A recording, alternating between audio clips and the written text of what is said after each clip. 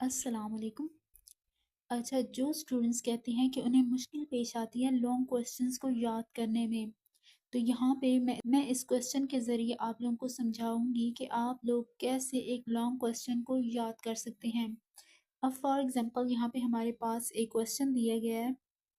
ये क्वेश्चन दिया गया functions of an ideal critic. ये कहाँ से लिए गए? ये द क्रिटिक बुक है क्रिटिसिज्म की, जो कि टी एस एलियट ने लिखी है। अच्छा, यहाँ पे है functions of an ideal critic explain. अब ये क्वेश्चन दिया गया है तो हम इसको याद कैसे करेंगे? इसी तरह ये जो एग्जांपल है आप दूसरे क्वेश्चंस पे भी अप्लाई कर सकते हैं।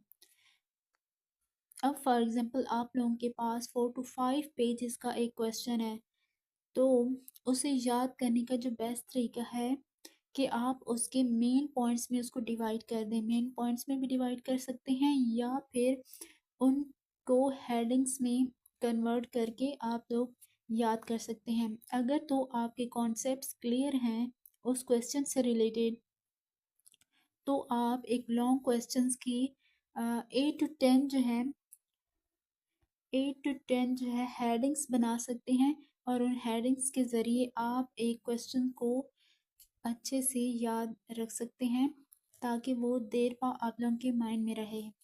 अब मैं आप लोगों को इस क्वेश्चन के ज़रिए बताती हूँ कि इस क्वेश्चन की किस तरह से आप लोग हेडिंग्स बना सकते हैं।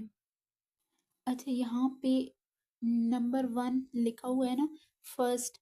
ये आप लोगों की फर्स्ट हेडिंग बन सकती है या फर्स्ट मेन पॉइंट बन सकता है। First, the function of a critic is to elucidate works of art. अच्छा, यहाँ पे चूंकि functions of an ideal critic बताना है तो फर्स्ट हेडिंग आप लोगों की ये बन जाएगी कि फर्स्ट क्या है। सबसे पहले कि फंक्शन ऑफ अ क्रिटिक क्या है? To elucidate works of art. ये आप लोगों की फर्स्ट हेडिंग बन गई। अब नेक्स्ट नीचे चलते हैं। अब सेकंड पे आप लोग बना सकते हैं the critic must try to correct test.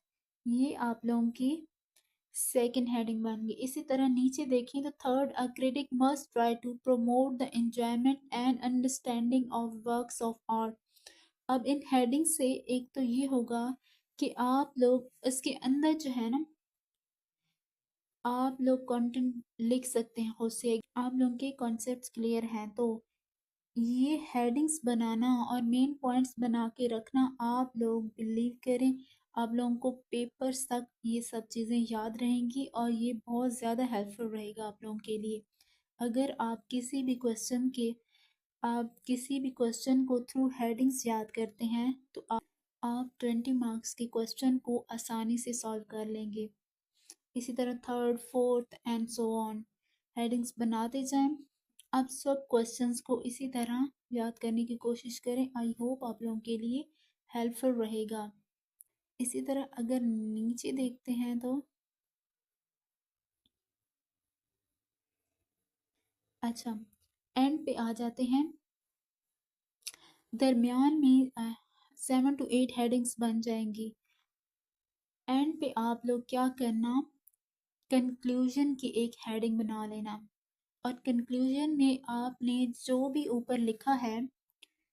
ऊपर जो भी लिखा है उस सब को कंक्लूड कर देना। इस तरह से आप लोगों का क्वेश्चन जो है बहुत अच्छे से एंड हो जाएगा।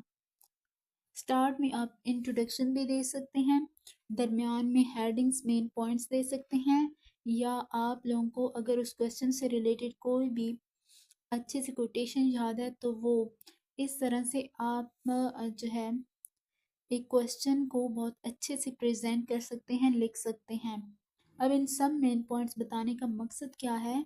जब आप हेडिंग्स के साथ या कोटेशंस के साथ अम, किसी भी क्वेश्चन को सॉल्व करते हैं तो उसकी जो प्रेजेंटेशन, जो उसकी जो लुक है किसी भी क्वेश्चन की, वो बहुत अच्छे से आती है, और जो चेक करने वाला होता है उसे भी इम्प्रेस करती है।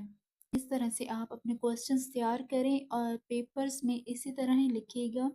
आप लोग मुझे दुआएं देंगे इंशाल्लाह। ओके, इसी के साथ ही मैं आपसे इजाज़त चाहती हूँ। अपनी दुआओं में याद रखिएगा। अल्लाह हाफ़िज़।